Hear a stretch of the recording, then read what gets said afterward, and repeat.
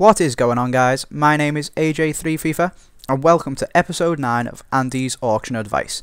I've just got a message on YouTube from a guy called AAA9 I think, asking about bidding wars because he said he always gets outbid and he's having trouble with his trading because he never actually manages to pick up the cards. So I thought to make a quick video giving you a bit more info on how to win them bids. First of all, the first rule is always set a price. Never go into a trading session without identifying the price that you're going to pay for each player so that you make profit after tax. This is the first and most important rule, as you don't want to get caught in a bidding war and end up bidding over the odds for the player so that you end up losing money just because you want to beat the other guy to the card. Now we've established that, let's move on to the first technique for bidding and winning, which is the 15-second method. All you do is search out the player that you're going to go for, so you'd identify a player, set a price for yourself that you're not going to pay over.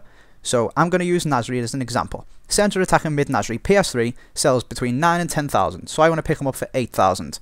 So what you do is you search 8,000 coins on the Nasris, add them all to your watch list that are under 8,000 coins, then you wait till the 15th second and you throw down a bid on the 15th second, sniping the other guy as it gives them the least amount of time to react to the bid, and hopefully you'll pick up the card.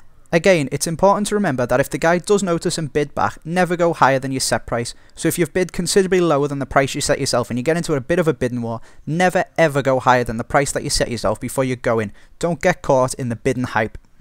I find this method works best of a night during nighttime trading because there's less people online who are also watching the cards and trying to snipe as well, so you're more likely to win it. The second technique for winning cards is the mass bidding technique. This involves searching for a player, again like the other one, so take Nasri for 8,000 coins, but instead of adding them to your watch list and sniping the last 15 seconds, you just bid on them there and then and hope that nobody bids back.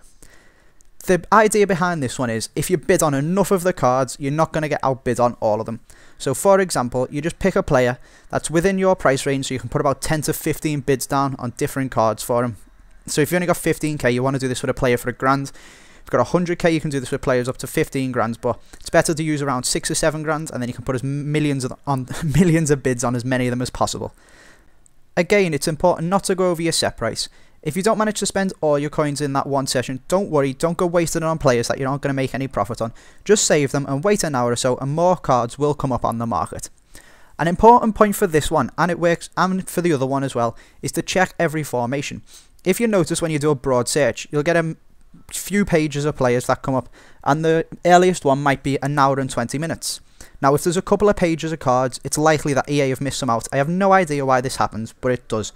What you want to do to stop this is filter it down more. So if this happens and you get a couple of pages, and not one of the players is finishing within an hour, go to the formation filter and search it for each individual formation, and I guarantee you that some will come up that are finishing within 10-15 minutes, but they don't come up on the broad search. As I said, this technique is also relevant to the other search because it allows you to add more players to your watch list as well, to come back and snipe 10-15 minutes later when they're finishing. So, when should you use this trading?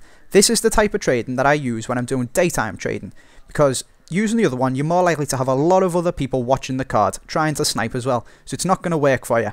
However, the logic is, if you put enough bids on enough cards, you will win some of them. So even during the day, if you bid on 10-15 cards, you will win about 3 or 4 of them.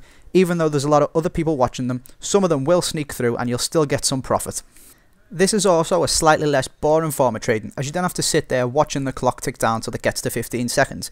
You just throw a load of bids down until you've got no money, go and play some games, and come back whenever the auctions will have run out, see whether you won, and if you didn't, just throw some more bids down and hope for the best again. The final important thing to remember with this trading technique, and any trading technique at all, is to not get disheartened if you're not winning the cards.